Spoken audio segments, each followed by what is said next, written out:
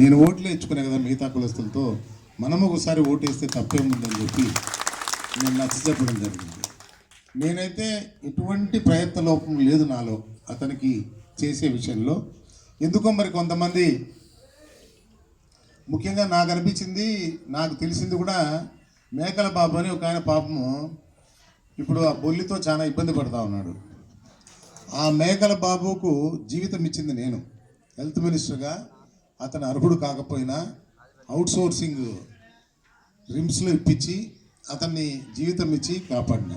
అతను చెప్తానంట, నాకు ఎప్పుడు అప్పుడు నేను డయాబెటీస్ ఎక్కువైపోయి వెయిట్ బాగా తగ్గితే ఆయనకు జబ్బు చేసింది అన్నాయంట.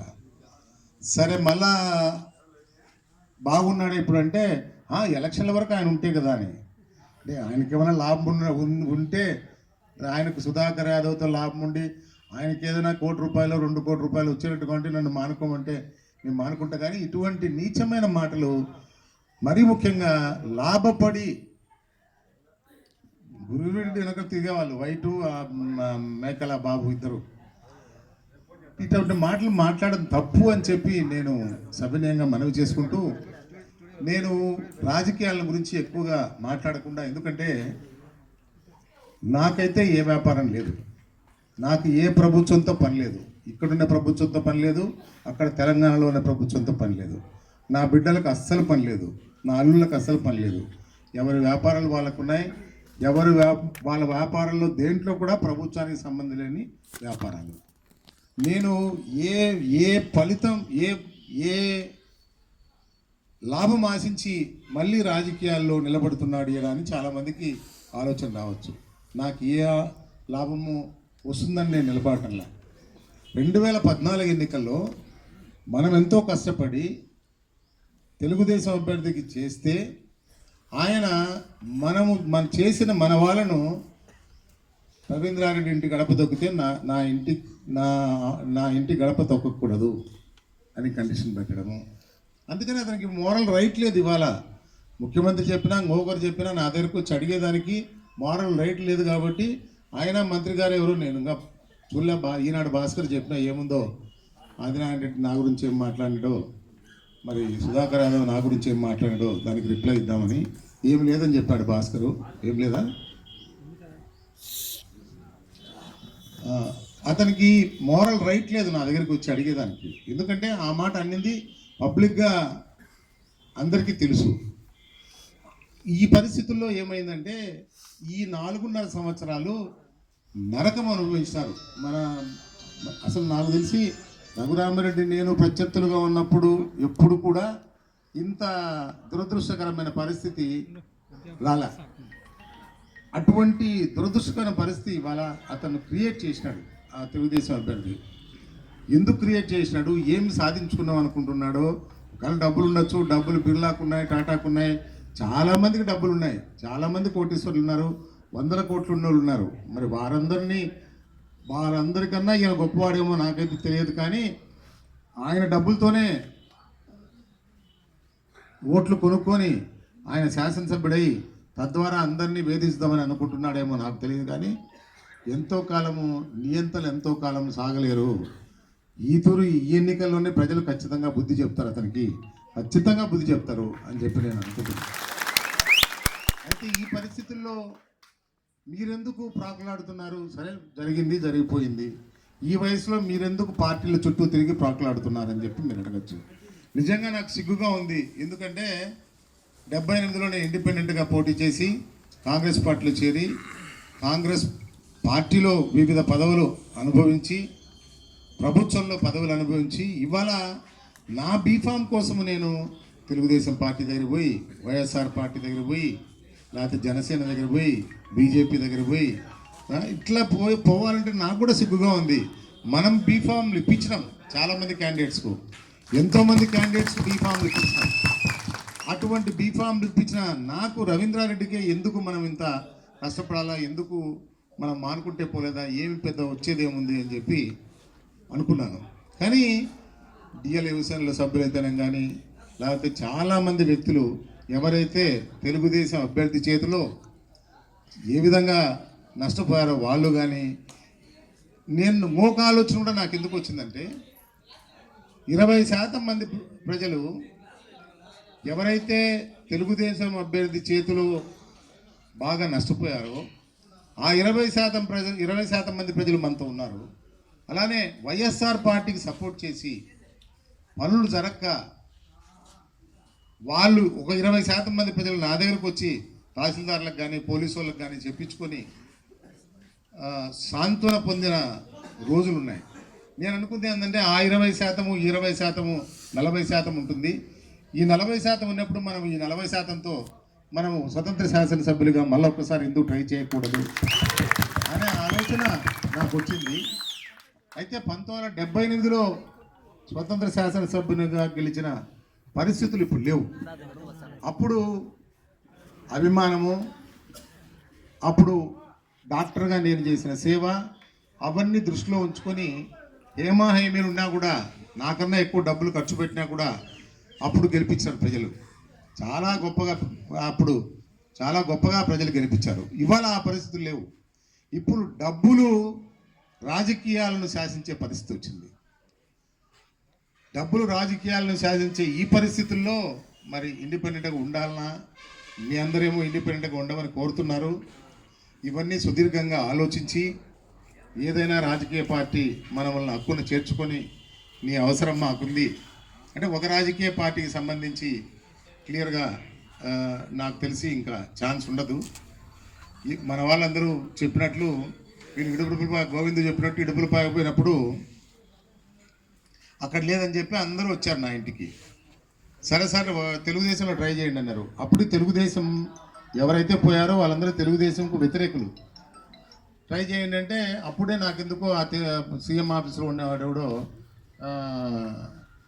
ఫోన్ చేసినాడు. సరే పోయి కలిసిన 16th జనవరి కలిసిన తర్వాత జనరల్గా మా కొలీగ్ కాబట్టి 78లో కుశల ప్రశ్నలు వేసుకున్న తర్వాత ఆయన తన గురించి చాలా గొప్పగా చెప్పుకున్నాడు. నేను ఆర్టీజీ అంటే రియల్ టైం గవర్నెన్స్ పెట్టాను, తర్వాత డాష్ బోర్డు పెట్టాను, తర్వాత అవినీతి లేకుండా చేశాను, తర్వాత అసలు పరిపాలనలో సమూలమైన మార్పులు తీసుకొచ్చాను, ఎన్నో చేశాను ఈ రాష్ట్రానికి, కాబట్టి ఖచ్చితంగా ప్రజలు నాతోనే ఉంటారు అని చెప్పి చెప్పడం జరిగింది.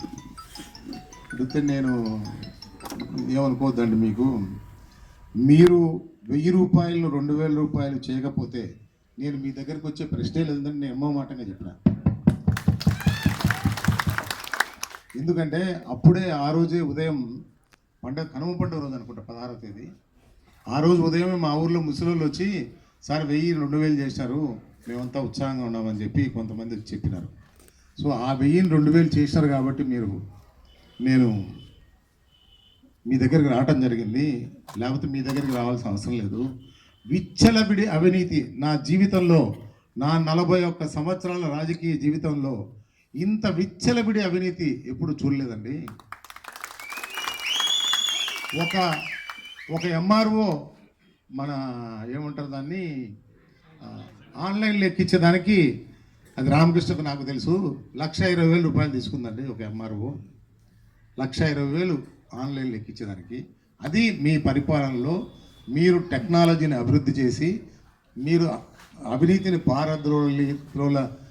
ద్రోలుతాము అనే ప్రభుత్వంలో జరిగేది. అంటే ఎక్కడైనా మనం టక్కన మొహం మీద ఇన్ని చెప్పిన తర్వాత ఒక మాట మీరేమో నీతిమంతులే అండి, కానీ మీ కింద ఏం జరిగేది మీకు తెలుస్తుంది కదా.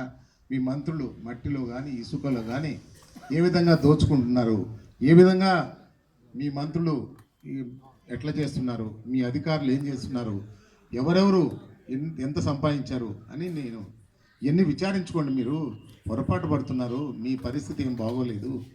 మీ పరిస్థితి బాగోలేకపోయినా నేను వచ్చినాను కాబట్టి నేను మీకు కొన్ని వాస్తవ విషయాలు చెప్పాలంటే అప్పుడు ఆయన ఇవన్నీ చెప్పినాడు. ఏది మహిళా ఇదేమి మన పసుపు కుంకుమ, తర్వాత రైతులు కూడా చంద్రశేఖరరావు స్కీమ్స్ అన్ని అల్లకుంటలో చంద్రశేఖరరావు స్కీమ్స్ అవి పెడుతున్నాను, అవన్నీ పెడుతున్నాను, ప్రజల్ని నేను మారుస్తాను.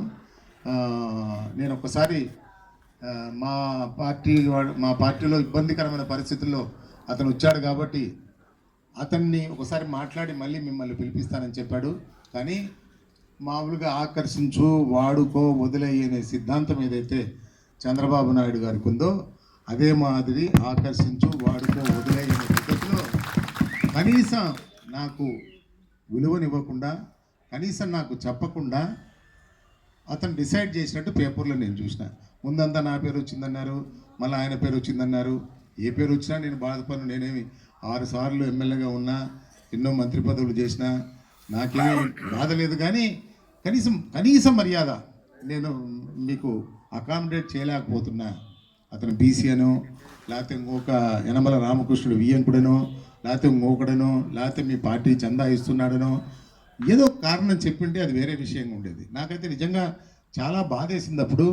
సరే, ఏ విధంగానైనా ఈ తెలుగుదేశం పార్టీని సాధించాలి, ఈ తెలుగుదేశం పార్టీని పునాదులు లేకుండా చేయాలి అనే ఆలోచన నాలో మొదలైంది.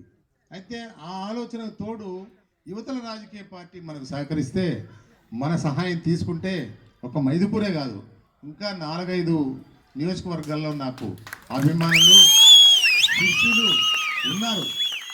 వాళ్ళందరినీ నేను ప్రేరేపించి, ఇదో ఇట్లా మోసం చేశాడు, ఇట్లా ఉండింది, ఇట్లా జరిగింది అని చెప్పి నేను ఏ విధంగానైనా కన్విన్స్ చేయగలిగిన శక్తి నాకు ఉండింది. కానీ మరి ఎందుకో వీళ్ళు కూడా డిలే చేస్తున్నారు, యువతల రాజకీయ పార్టీ కూడా. మరి వాళ్ళ ఆలోచన ఏముందో ఏమో. కానీ ఒకటి మాత్రం వాస్తవం, 1978లో మేము రాజకీయాల్లోకి వచ్చినప్పుడు ఇందిరాగాంధీ గాలి విపరీతంగా ఉండింది. అయినా కూడా ఈ జిల్లాలో 2 ఇండిపెండెంట్లు, 3 జనతా, 4 జనతా అనుకుంటా, 2 రెడ్డి కాంగ్రెస్, 3 కాంగ్రెస్ అయ్యి అట్లొచ్చినాయి సీట్లు. కాబట్టి ఈ రాజకీయ పార్టీ అయినా ఆలోచించుకుంటే మాలాంటి వారి సేవలను ఉపయోగించుకొని తెలుగుదేశం పార్టీని కూకటి వేళ్లతో సహా పక్కలించి వేయాలని చెప్పి నేను ఎందుకు కోరుతా ఉన్నానంటే, నా జీవితంలో ఇంత విచ్చలవిడి అవినీతి లేదు. నా జీవితంలో ఈ ప్రభుత్వాల్లో ఇంత విచ్చలవిడి అవినీతి లేదు. ఎంత విచ్చలవిడి అంటే పబ్లిక్గా డబ్బులు డిమాండ్ చేస్తున్నారు ఆఫీసర్స్. నేను అది కూడా చెప్పిన, 3 డిపార్ట్మెంట్లు అండి, ఎలక్ట్రిసిటీ, రెవెన్యూ, పోలీస్ దోచుకుంటున్నారు. కంప్లైంట్ అయినపోతే డబ్బు ఇవ్వాలి, కంప్లైంట్ దాని మీద అరెస్ట్ చేస్తే డబ్బులు ఇవ్వాలి. ఇంత ఘోరంగా ఉంది, మీరేమో గొప్పగా చెప్పుకుంటున్నారు అని చెప్పి నేను నిర్మమాటంగా మాట్లాడినందువలనేమో నాకు అవకాశం ఇవ్వలేదేమో అని నేను అనుకుంటున్నా. ఉండొచ్చు, ఎందుకంటే నేను ఎప్పుడు కూడా అది కిరణ్ కుమార్ రెడ్డి కానీ, విజయభాస్కర్ రెడ్డి గారు కానీ, నేదురుమల్లి జనార్దన్ రెడ్డి గారు కానీ నిర్మమాటంగా మాట్లాడే అలవాటు నాకు ఉండింది. నేను యాక్చువల్గా జనార్దన్ రెడ్డి క్యాబినెట్లో మంత్రిగా ఉన్నప్పుడు డిఫర్ అయినా. ఎందుకు డిఫర్ అయినా? రాజశేఖర రెడ్డి గారి కోసం. రాజశేఖర రెడ్డి గారు వద్దు రవీంద్ర, వీడు కరప్ట్ ఫెలో, వద్దు మనం మీ క్యాబినెట్లో వద్దంటే నేను డిఫర్ అయినా. బయటకు వచ్చే పరిస్థితుల్లో జనార్దన్ రెడ్డి పిలిచి, ఎందుకు రవీంద్ర, నువ్వు ఒక్కరిపై ఇంటెలిజెంట్ ఫెలో నా క్యాబినెట్లో, నువ్వు ఉండు, నేను ముఖ్యమంత్రి చేస్తానని చెప్పాడు. నేను దాన్ని కూడా లొంగల, నేను డిఫర్ అయినా, విభేదించి బయటకు వచ్చాను. అట్లా నా మనస్తత్వం.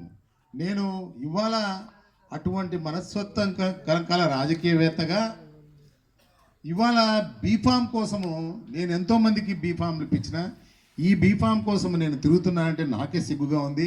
ఇప్పటికైనా మిగతా రాజకీయ పార్టీలైనా ఏ అయితే చంద్రబాబు నాయుడును కూకటి వేలతో పకిలించి వేయాలని అనుకుంటున్నాయో వాళ్ళు నన్ను అప్రోచ్ అయ్యి నా సహాయం తీసుకుంటే బాగుంటుందని సవినయంగా మనవి చేస్తూ, మరొకసారి మీ అందరినీ కలుసుకునే భాగ్యం కలుగు చేయండి. ఖచ్చితంగా కలుసుకుంటానని ఆశిస్తూ, మంచి రోజులు వస్తాయి మనకు, మీరేమీ నిరుత్సాహపడవద్దు. మనం ఖచ్చితంగా ఒక మంచి కాలాన్ని చూస్తాము ముందు రోజుల్లో. ఎందుకంటే దిగజారిపోయిన ఈ వ్యవస్థలో ఏదో విధంగా ఒక రే ఆఫ్ హోప్, ఒక గుడ్డి దీపం కనపడతా ఉంది. ఆ దీపాన్ని పట్టుకొని మనం పోదామని చెప్పి సవినయంగా మనవి చేసుకుంటూ, మరొకసారి మిమ్మల్ని కలుసుకునే అవకాశం కల్పించమని కోరుకుంటూ సెలవు తీసుకుంటున్నా. జై హింద్.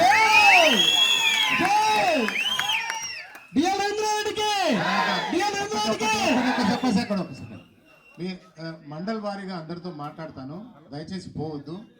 మండల్ వారికి ముందు బ్రహ్మంగారి మఠము, తర్వాత చాపాడు. మండల్ లీడర్లు అందరూ కూడా వెళ్లకుండా ఉండవలసిందిగా కోరుచున్నాం. మండల వారీగా ఇప్పుడు డిఎల్ రంగారెడ్డి గారు మీతో చర్చలు జరుపుతారు కాబట్టి లీడర్లు ఎవరు వెళ్లకుండా డిఎల్ రవీంద్రనాథ్ గారితో చర్చించిన తర్వాత పోవాల్సిందిగా కోరుచున్నాం. ఒక ఒక నిర్ణయం తీసుకొని మళ్ళీ ఒక పెద్ద మీటింగ్ పెట్టినప్పుడు భారీ సంఖ్యలో కనీసం 40-50 వేల మంది హాజరయ్యి ఈ మద్దతును తెలియజేయాలని కోరుకుంటూ నేను మండల వారీగా కొంతమందితో, ఎందుకంటే కొంతమంది వ్యక్తిగతంగా కొన్ని అభిప్రాయాలు చెప్పలేకుండా ఉంటారు. జగన్తో అయితే మాట్లాడేశాను. ముందు బ్రహ్మంగారి మఠము, తర్వాత చాపాడు, తర్వాత మిగతా వాళ్ళతో మాట్లాడతాను. దయచేసి అందరూ మాట్లాడిపోమని చెప్పి కోరుకుంటున్నాను.